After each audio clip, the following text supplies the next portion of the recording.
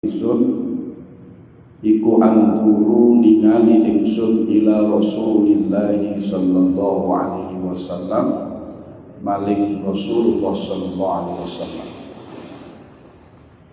yahki halih nyeritakaken sapa Rasulullah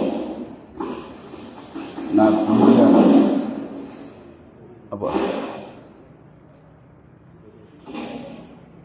nabiyan ing suwijine nabi minal anbiya'i kang tetep saking pira-pira nabi sholawatullahi utawi pira-pira rahmat ta'zimi Allah wassalamuhu lan rupa keselamatan Allah iku alaihi muga tetep ing atase Kanjeng Nabi lan anbiya.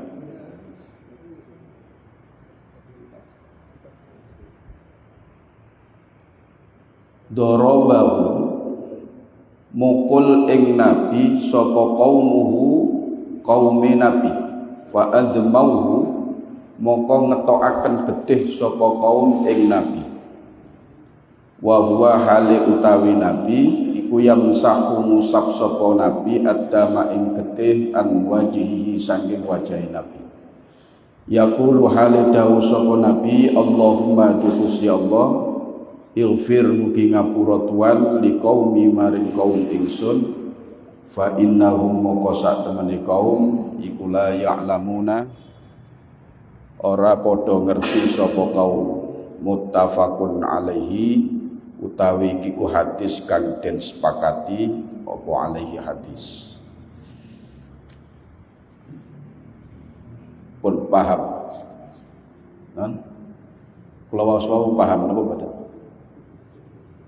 niku bahasa Inggris Pak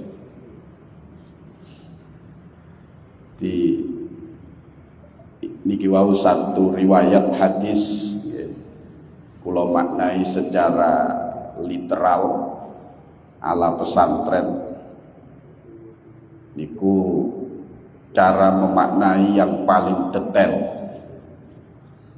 makna seperti itu dengan makna Jawa sekaligus memposisikan mengetahui posisi kalimat sesuai dengan kedudukannya di dalam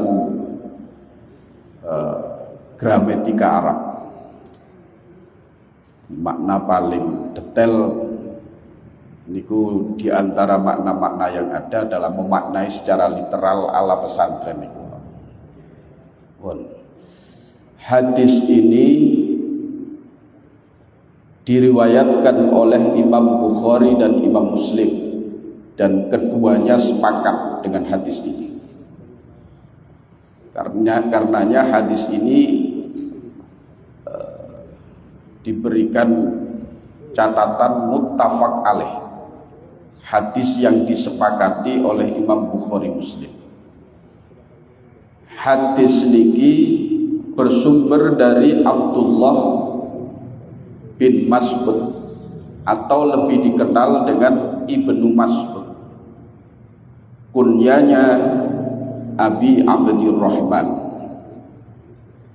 Abdullah bin Mas'ud meriwayatkan ka'anni anzuru ila Rasulillah sallallahu alaihi wasallam, seakan-akan aku melihat Rasulullah sallallahu alaihi wasallam yahki nabiyan minal anbiya sholawatullahi wassalamu alaihi.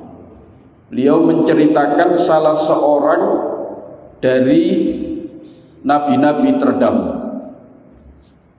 Sinten sing diceritakan, sing dimaksud nabi dalam hadis niki, para ulama ada yang menafsiri sebagaimana dalam kitab Dalilul Falihin, yaitu Nabi Nuh.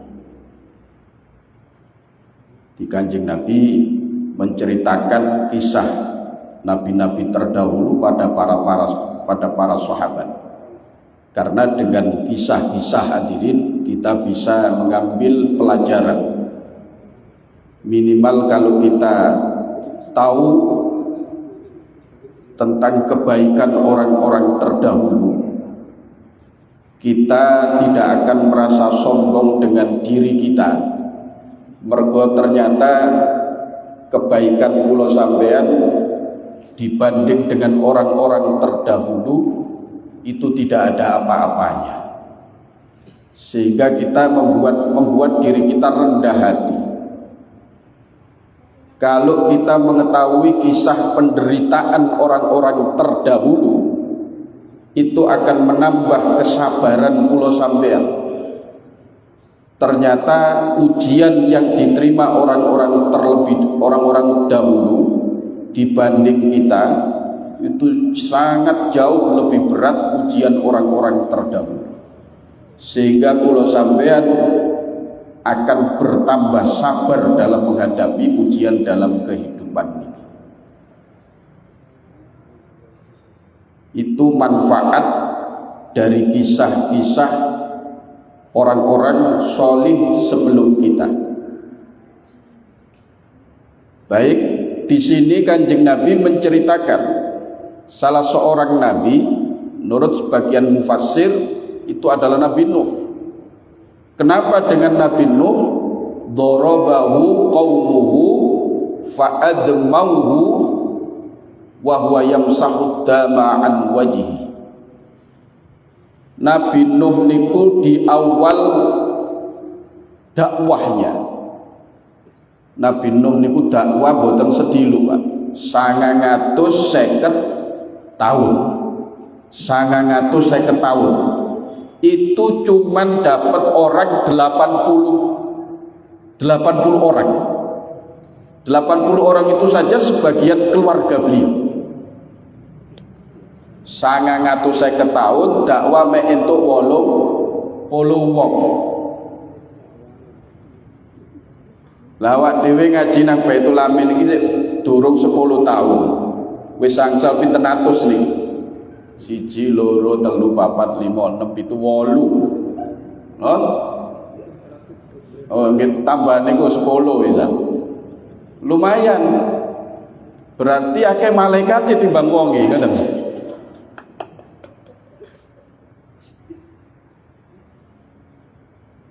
Lah nek misale wong 10 nggih, setahun lah wong 10. 10 tahun lah wis 100, Pak. Nah, nek 50 tahun, lumayan punah. Lho niki Nabi Nuh 950 tahun hanya 80 gelintir orang. Luar biasa. Di awal dakwahnya Masya Allah Nabi Nuh itu berat. Ketika Nabi Nuh mengajak umatnya untuk beriman kepada Allah, melaksanakan perintah Allah, menjauhi larangannya. Oh, banyak suguhan Pak yang dihidangkan kepada Nabi Nuh. Suguhane mboten roti, mboten. Suguhane mboten banyu aqua, mboten. Watu niku disuguhno. Watu, kayu disawatno, dikepukno nang gone Nabi Nuh sampai kemudian fa'admau, keluar darah dari wajahnya Nabiullah Nuh alaihi salam. Saat ini mboten enten tiyang dakwah disuguhi watu, disuguhi kayak roti, kayak wedang barang niku. Mulai cek disangoni barang. Niki dakwah wong saiki dibanding kali wong biyen wis gak ana apa-apane. Mboten usah dibanding kali Nabi Nuh, dibanding zamane Wali Songo niku. Niku lek gak ikhlas temenan. Nggih. Kalau tidak dengan hati yang ikhlas temenan. Bukan hanya mundur, Pak. Lari, Pak, menghadapi kerasnya kaum pada saat itu.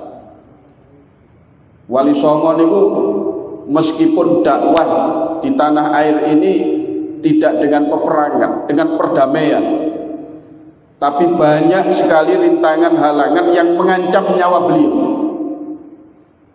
Tapi dihadapi kali Wali Songo niku, dihadapi kali para Wali Songo itu dengan kesabaran, sehingga luluh hati masyarakat di tanah air ini. Sehingga tanpa peperangan mereka semua berbondong-bondong memeluk Islam. Memang sebelum Wali Songo itu pun enten dakwah di tanah air ini, tapi masuknya kaum muslimin di tanah air ini tidak semasif ya, di eranya Wali Songo. Makanya kalau sampai ngelalekno Wali Songo kualat temenan kalau sampai. Bagaimanapun kalau sampai punya jasa besar, maka bukan hal yang aneh, sudah sewajarnya, sudah sepantasnya, bahkan seharusnya kalau sampean berziarah ke makamnya para Wali Songo.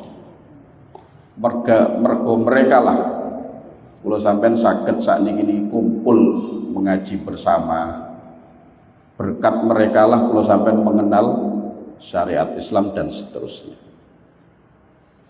Pun kembali ke zaman Nabi. Jadi dakwah ini yang biyen niku Masya Allah itu ditempa betul keikhlasan mereka. Kula biyen sedikit cerita. Zaman ten pondok niku kali yai niku dilatih temenan. Dilatih tuh. Jadi ngajar niku nggih, ngajar ten pondok niku ngajar sekolah, ngajar mboten oleh dibayar. Tidak boleh dibayar. Bahkan santri-santri artinya nukokno sabun niku, nukokno sabun kayak untuk hari raya niku, gak oleh kali ya. Ben gak tuman, podo-podo belajar, gurune nang pondok iki belajar, santrine ya belajar. Santrine belajar ilmu, gurune belajar ikhlas.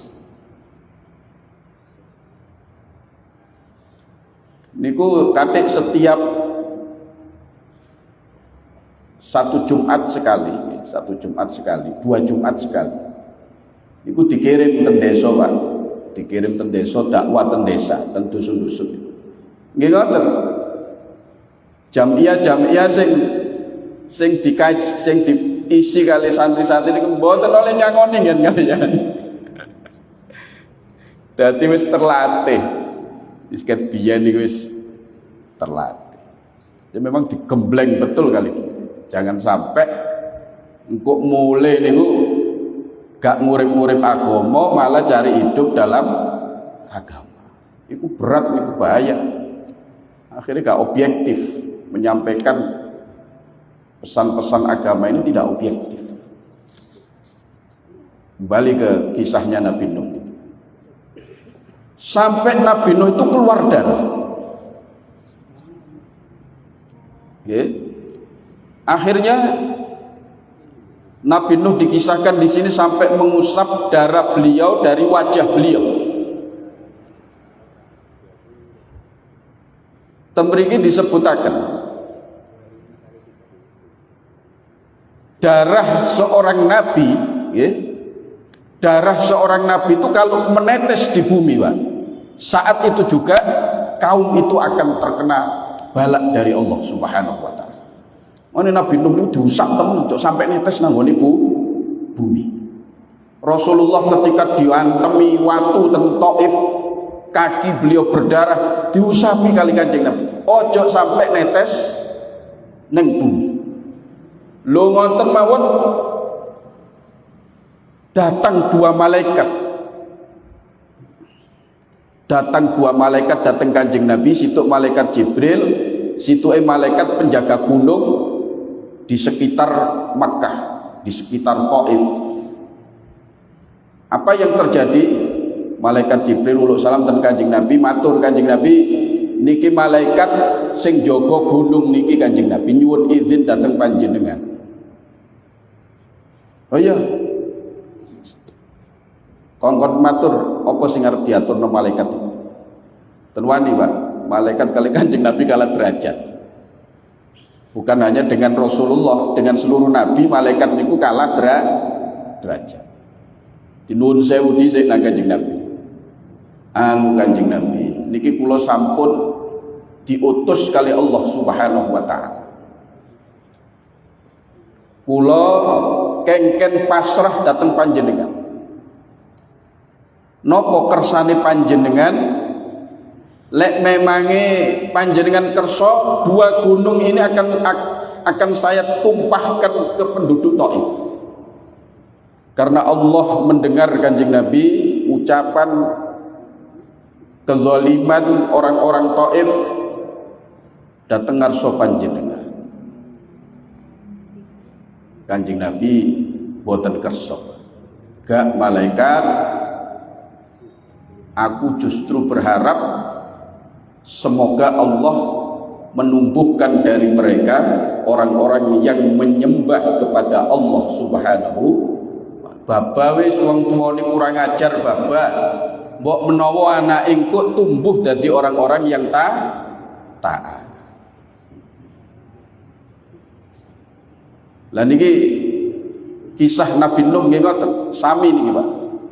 Akhirnya Nabi Nuh berdoa, Allahumma ighfir liqaumi fa innahum la ya'lamun. Ya Allah, ampunilah kaumku karena sesungguhnya mereka tidak mengetahui.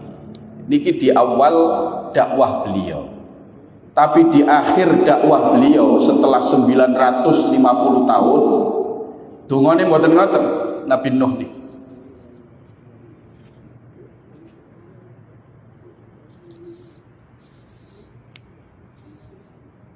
Sebab Nabi Nuh setelah berdakwah 950 tahun merasa sudah tidak ada yang beriman, dan dari keturunan-keturunan mereka pun juga tidak ada yang beriman. Justru kaumnya mengajarkan kepada anak cucunya untuk melawan Nabi Nuh.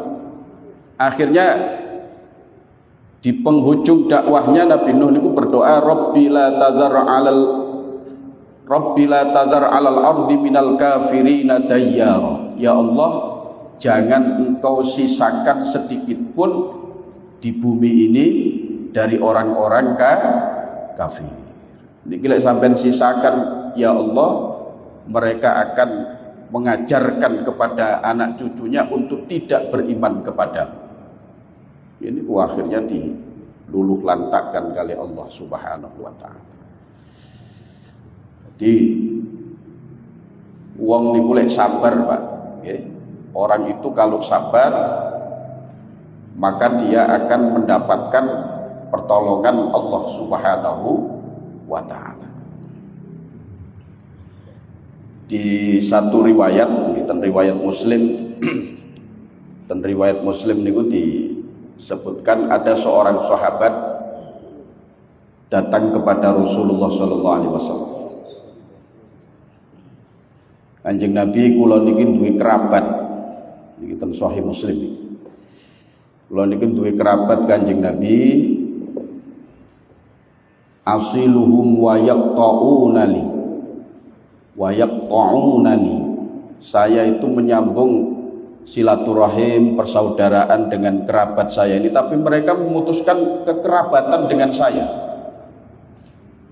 Wa uhsinu ilaihim wa yusiuna ilayya.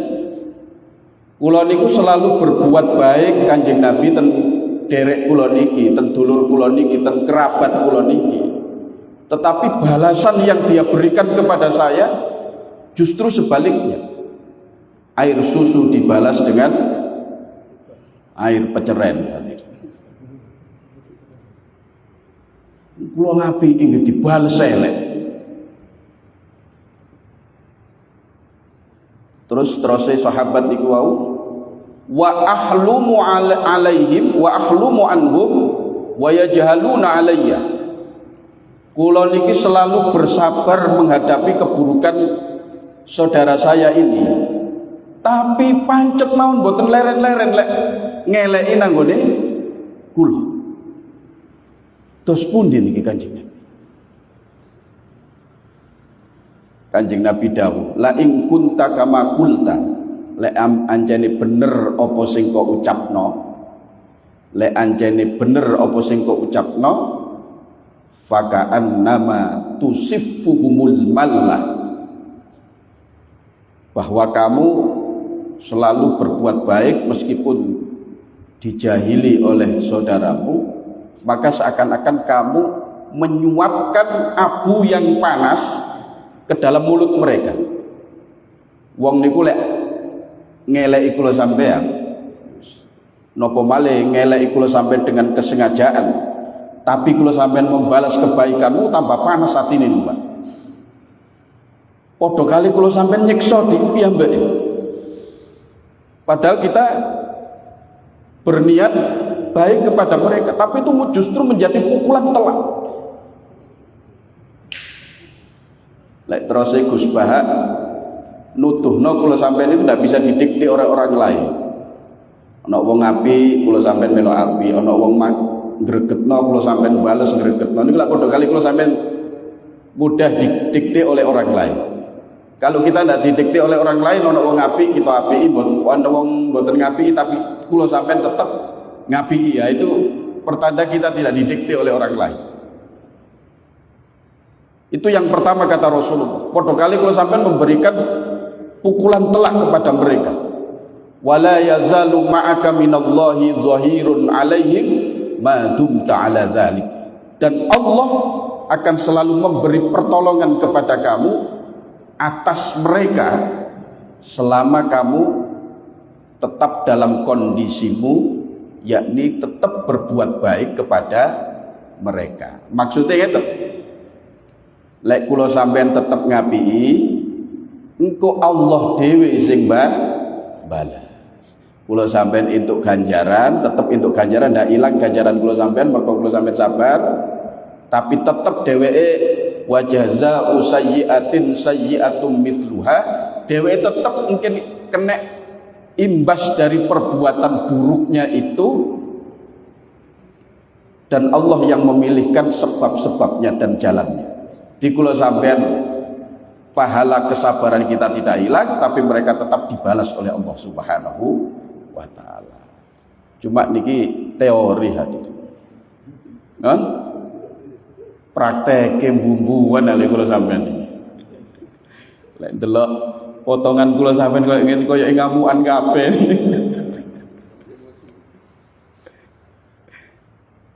Tapi nggih, kita berusaha lagi mosok sampai tuwek ngeten terus kan, yes, tambah tua itu tambah berkurang lah, minimal berkurang. Ada seorang ulama dikisahkan dalam syarah Riyadhus Shalihin dan kitab Dalilul Falihin, dan kitab niki kitab sing kula beton. Jadi ada seorang ulama hadirin,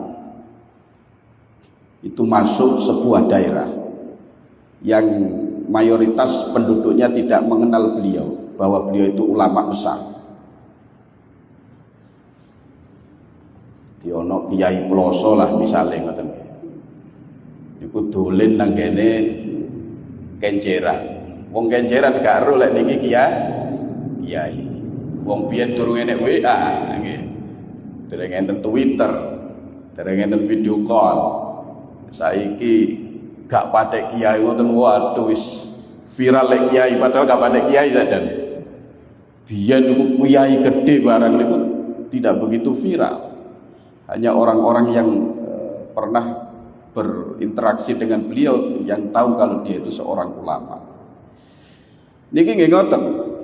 Seorang ulama masuk suatu daerah yang di situ mayoritas masyarakatnya tidak tahu, Pak, kalau dia itu seorang ulama. Nah, ternyata di situ ada seorang preman. Karena sebuah masalah, akhirnya preman itu ngepuki kiai niku. Nggih penjut kabeh dikepuki. Dikepuki kali preman niku penjut kabeh kiai.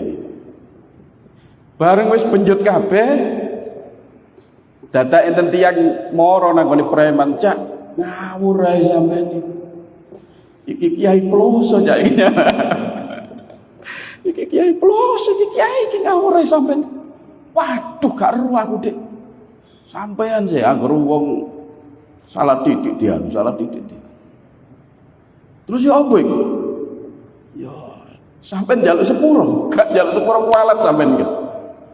Ya wis aku terno tapi. Wah, akhirnya njaluk sepuro ten kiai.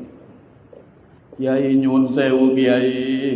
Mboten semerep niku lek jenengan Kiai. Kula nyuwun ngapura dhateng panjenengan. Lek niki cara Kiai sakniki, Pak. Lek kula wis penjut kabeh lagi njaluk sepuro.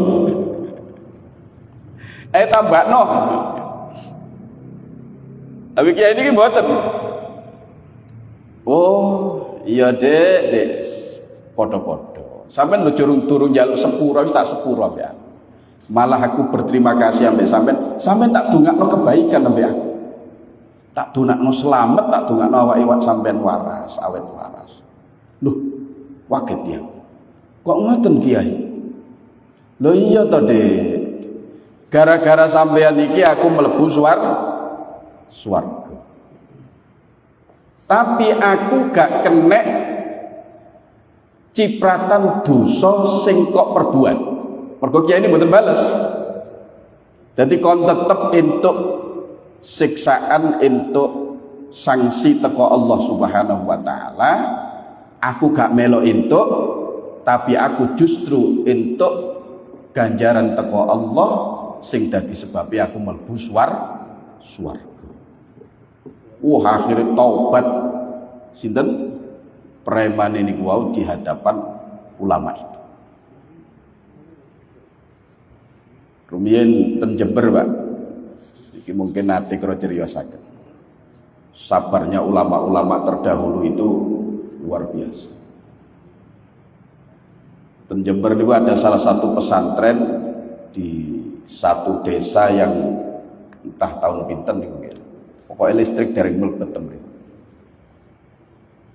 Nah. Jadi penerangan pondok niku ndamel genset niku tasya. Sehingga tidak semua area pondok niku terang, hanya bagian-bagian tertentu mon sing padang. Masjid, serambi niku padang. Tapi bagian belakang sumur, WC, jeding, pawon nggih dimasake santri-santri peteng mboten enten lampu. Apalagi kalau napa namine tidak saat padang bulan niku mboten ketok sama sekali saking peteng. Nah, almarhum al-maghfurlah namine Kiai Jais niku mari ngaji ten masjid ngeten iki. Kebelet pipis niku arep mulai nang omah rada ado, akhire pipis nang ngene jeding pondok niku. Mlayu ten jeding pondok. Weteng krengkal-krengkal niku mlebu jeding, lawange dibuka ben rada ketok titik-titik, mboten ditutup lawange, dadi lawange dibuka, yaine niku ndodok pas ten ngarepe lawang niku terus buang air ten mriku.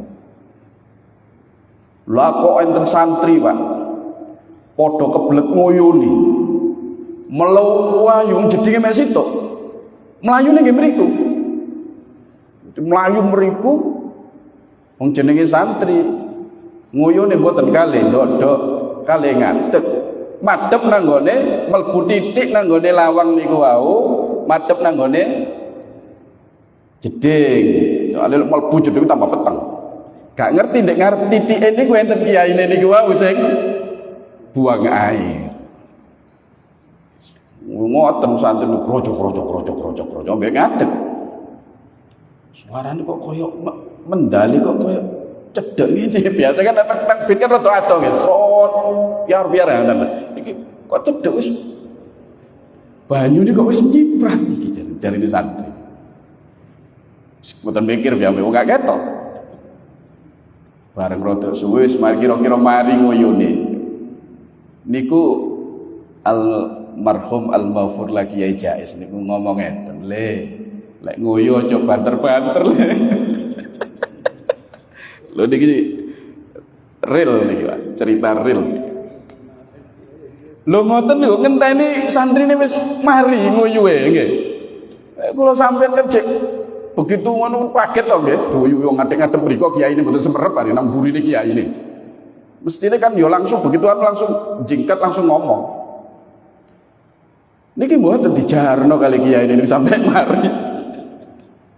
Sampai mari tutup wis mari koyoke ngomong lagean ya ini. Nek ngoyo aja banter-banter kok. Awak dhewe gak usah nek ngomong tak cekel tak betot ngoten mawon. Maya santri ngoyo. Lo sabar ini bro, Masya Allah. Itu kalau sabar-sabar yang model begini, ini namanya halim, Pak. Sabar tidak segera emosi itu namanya halim. Ini harus tidak bisa spontan ngero teori langsung praktek pun sakit. Butuh latihan mungkin berbulan-bulan bisa bertahun-tahun sampai kita punya tingkatan halim itu tadi. Di orang yang memiliki sifat seperti itu mampu mengendalikan, itu namanya halim. Di salah satu riwayat tafsir Al-Qurtubi, diriwayatkan kali Imam Al-Qurtubi dari Imam Ali bin Husain bin Ali, dari Imam Zainul Abidin meriwayatkan, nanti ketika di akhirat itu ada panggilan dari Allah Subhanahu wa taala melalui para malaikat. Di saat hisab itu ditegakkan, apa panggilan itu? Aina ahlul fadli. Terus kemudian di mana orang-orang yang memiliki keutamaan ketika di dunia? Maka berdirilah beberapa orang. Terus setelah berdiri, maka mereka dipersilahkan untuk masuk surga tanpa hisab. Jadi kabeh wong sing dihisab niki sebagian orang ini diperintahkan untuk masuk surga tanpa proses hisab. Wah, akhirnya mereka berbondong-bondong masuk ke surga. Kaya wong Karangpat niki kaya. Ambek wong pelosok. Budal nang suara dicegat kali malaikat. Loh, awakmu kate nang ndi? Wah, ben dihisab kok awakmu keluyuran dhewe. Loh, kula jenengan swarga malaikat. Loh, sapa sing ngongkon mlebu swarga? Nggih Gusti Allah. Niku wau kula sampun diumumaken boleh masuk surga. Kalau tidak begitu saya tidak akan mampu datang ke sini. Loh, sapa awakmu kok sampai dilebokno swarga gak dihisab? Kula ahlul fadli malaikat. Apa keistimewaanmu sampai awakmu dilebokno swarga tanpa hisab? Mereka menjawab, idza juhila alaina halimna. Kula niki lek dijahati kali tiyang, kula niki sabar malaikat. Wa idza zulimna sabarna. Kalau saya dizalimi, kami bersabar. Artinya kami mampu sebetulnya untuk membalas keburukan itu, tapi kami lebih memilih opsi untuk bersabar. Wa idza si'a ilaina afauna. Ketika kami diperlakukan buruk, kami mau memaafkan. Akhirnya mereka masuk surga tanpa hisab. Angel napa mboten? Angel ustadze turun karuan manil sampean dadakno. Apa malah jiwa-jiwa muda ngene niki. Tapi nggih sithik-sithik awak dhewe ayo latihan. Mosok kedien kelas bulu mawon ngene. Sekali-kali kan kelas napa ndukure kelas bulu niku napa? Rada kelas berat titik lah. Nggih. Pun muga-muga iman kita, akhlak kita semakin hari semakin berkualitas. Seiring dengan itu kula sampean juga diberi pertolongan kali Allah. Seiring bertambahnya waktu, bertambah pula kedekatan kita dengan Allah Subhanahu wa taala. Monggo selanjutnya hadirin kasih enten waktu sedikit untuk tanya jawab. Lek saged nggih kula jawab, lek mboten saged nggih PR, insyaallah pertemuan yang akan datang. Monggo kula aturaken. Di luar konteks juga mboten napa-napa.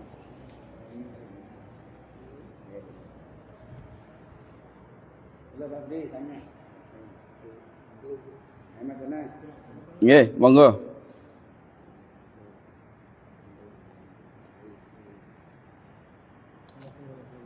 Waalaikumsalam warahmatullahi wabarakatuh. Nggih.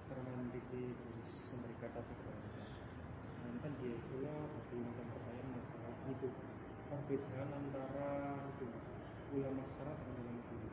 Kita kan tahu bahwa ulama dulu kan adanya santun, terus tanpa pamrih, terus nopo-nopo yang diamalkan kepentingan bersama daripada kepentingan pribadi. Nggih. Kan saat ini kata sing ulama-ulama itu sing boten kabehane boten kabehane NU, boten kabehane Muhammadiyah, istilahnya mengaku ulama yang ahli sunnah, dan mereka istilahnya ulama itu cenderung apa gitu? Keras, provokatif, dan itu kiai konten apa jenis itu seakan-akan ketika anak muda yang memang hubungan terus seperti di Salita, terus bagaimana terus perusahaan jenis nasional sing kontennya pemerintah itu kan maknanya hal tersebut seakan-akan halnya itu dari nanti di saat hari akhir akan ada 72 umat dan kita sebagai penunggu pada ulama yang dimusuhi oleh orang-orang. Dan itu yang lebih akan bisa mengingatkan anak-anak tersebut. Terus apakah benar kiai-kiai itu harusnya dibunuh dari yang dimusuhi oleh semua ulama? Terus kiai yang dulu yang memang tapi yang dulu kan nonton umat betul ges. Kalau menurut saya memang kiai dulu itu santun, terus nggih. Alhamdulillah aktual nih kiraan pertanyaan ini. Jadi dulu dengan sekarang itu sama. Jadi ulama, kalau dulu ulama solih, alim solih, tapi juga ada oknum ulama yang berbeda dengan para ulama solihin itu. Sehingga mereka para ulama-ulama terdahulu menyebutnya dengan ulama su. Dan itu akan terus ada seperti itu sampai akhir zaman. Ada ulama-ulama yang baik, juga ada oknum-oknum ulama yang berbeda dengan mainstreamnya para ulama-ulama solihin yang lain. Bahkan sebagian keluar jalur juga ada. Jadi fenomena itu bukan hanya dulu, tapi sampai sekarang itu akan terus berlanjut sampai hari kiamat nanti. Tetap antara yang baik dan yang buruk itu pasti akan selalu beriringan. Nah, napa namine terkait dengan apa namanya tadi? Yang cenderung dimusuhi, ada pernyataan seperti itu. Yang pertama memang pernyataan itu sumbernya belum bisa dipertanggungjawabkan. Tapi kalau toh memang itu ada sumbernya yang seperti itu, tentu yang dimaksud adalah ulama-ulama yang dimusuhi oleh orang-orang yang zalim, oleh orang-orang yang tidak baik. Kalau orang-orang baik dan kepada ulama-ulama yang baik, tentu mereka akan saling terkait hati mereka satu dengan yang lain. Jadi kalau toh memang itu napa namine statement niku, konsep niku adalah benar, itu mungkin analoginya ke sana. Jadi orang-orang yang zalim kepada ulama-ulama yang baik, tentu mereka tidak akan sinkron. Sebaliknya juga demikian, ulama-ulama yang baik kepada masyarakat yang zalim tentu juga tidak akan sinkron. Tapi sejauh niki kula belum pernah mendengar tasian, belum pernah mengetahui sumbernya secara langsung terkait konsep niku. Nah, sikap kula panjenengan menghadapi fenomena seperti itu, siapapun orang yang alim, yang solih, kita hormati. Bahkan bukan hanya orang alim, orang soleh, siapapun menghormati orang lain itu hukumnya wajib. Adapun di antara mereka ada yang berbuat zalim, berbuat jahat, provokatif, ujaran kebencian dan lain sebagainya. Kalau kita mampu mengingatkan mereka secara baik, kula sampean nggih kedah mengingatkan mereka secara baik. Itu fardu kifayah. Kalau sudah ada yang memperingatkan dari kalangan para orang-orang selain kita, maka dosa kita gugur. Tapi kalau semuanya orang diam ketika ada kemungkaran seperti itu, maka semuanya akan mendapatkan dosa dari Allah Subhanahu wa taala. Lek kula sampean mampu untuk mengingatkan mereka, ya kita ingatkan. Apakah lewat tulisan, saat ini kan pun canggih zaman ini, atau memang lewat video. Kalau memang mereka statementnya secara umum, ya kita peringatannya juga secara umum. Tapi kalau mereka secara individu, ya, mereka melakukan hal-hal yang buruk di hadapan kita, tidak secara masif, ya kita peringatkan secara pribadi dengan baik. Kalau kita tidak mampu, minimal kula sampeyan kudu ndongaaken. Muga-muga Allah memberikan hidayah kepada mereka. Ini sikap kita. Adapun fenomena seperti itu sudah pun malih zaman kita, zaman Rasulullah itu sudah ada, ulama sok itu sudah ada. Bahkan ada orang yang mengaku nabi di masa Nabi masih hidup. Di masa Nabi hidup itu ada nabi tandingan, ada nabi KW. Kalau sekarang ada ulama KW itu sudah sejak dulu sudah ada. Kalau dulu itu bukan hanya ulama KW, nabi KW itu ada. Siapa dia? Musailamah al-Kadzdzab. Itu mendeklarasikan dirinya sebagai seorang nabi di masa Rasulullah masih hidup. Sampai akhirnya Rasulullah wafat, kemudian Musailamah al-Kadzdzab ini dia dari Bani Hanifah. Dia menyusun kekuatan memberontak kepada kepada kepemerintahan yang sah di eranya Sayyidina Abu Bakar.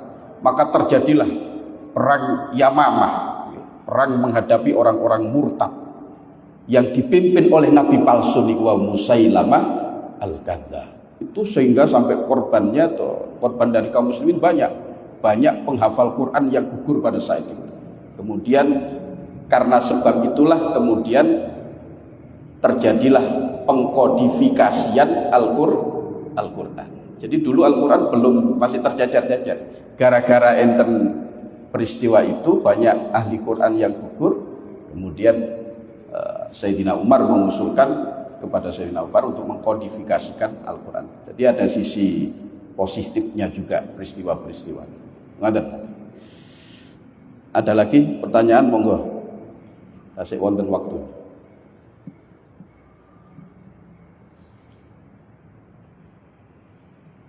Di luar konteks nonton penapa saged nggih kita jawab.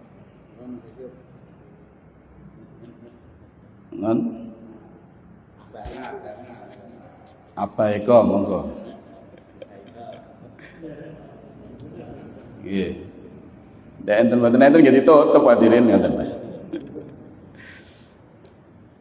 Saya kira kalau tidak ada ya kita akhiri. Mudah-mudahan jadi penjelasan-penjelasan ingkang bermanfaat maslahah fid dunya wal akhirah. A'udzubillahi minasyaitonir rajim. Bismillahirrahmanirrahim. Allahumma shalli wa sallim ala sayyidina Muhammad sallallahu alaihi alamin. Allahumma anfa'na bima 'allamtana wa 'allimna ma yanfa'una barik lana bima 'allamtana wa 'allimna ma yubarikuna fi dunyana wa ukhrana.